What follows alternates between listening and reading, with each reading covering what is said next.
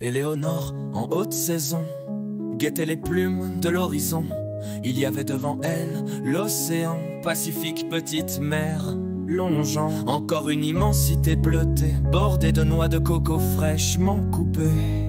La nuit calme et souveraine lui avait fait lever le bout du nez jusqu'au sommet du toit de sa case, tellement haut qu'elle avait sous les pieds l'édredon complice de son grand lit vide. Alors qu'une mouette l'a prié de sortir, elle aperçut soudain Jain s'en revenant de la pêche, de la souplesse des blés, flottant sous les caresses du vent, de la force du niaouli, regardant les flammes lui lécher la douceur de sa peau. Jain arrivait tranquillement, tenant d'une main son filet, de l'autre le premier représentant d'une longue file de poissons heureux d'être enfin arrivés.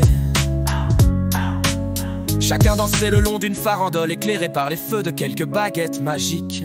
Théodule, Prosper, l'orée du bois fut tout à coup pris sous le feu, croisé de rires et de cris s'élançant vers chaque nouvelle tête. Et il y avait dans l'air comme un signe de bienvenue pour le vent rapporté par chacun.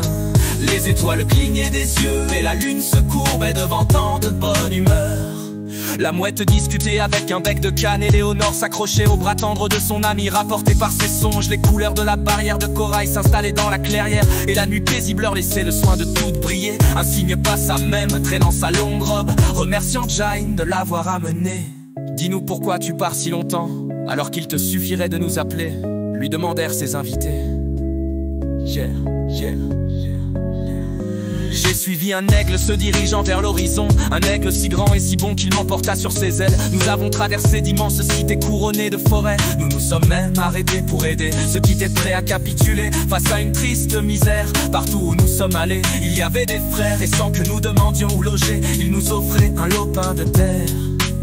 Mais c'est en mer que je fus le plus surpris, alors que nous volions au ras des courants. Une fée poisson apparut en courant, elle plongea et disparut sitôt qu'elle nous vit, et des milliers de bougies illuminèrent le fond de l'océan. En me penchant pour y voir de plus près, l'aile de l'oiseau s'affaissa pour me laisser goûter au parfum de la mer. Je crus à une de ces farces coutumières, et alors que je remontais à la surface, je sentis des nageoires venir à mon aide. Des myriades de poissons chantaient sous mon corps, comme pour lancer cet élan qui me faisait chercher un peu d'air.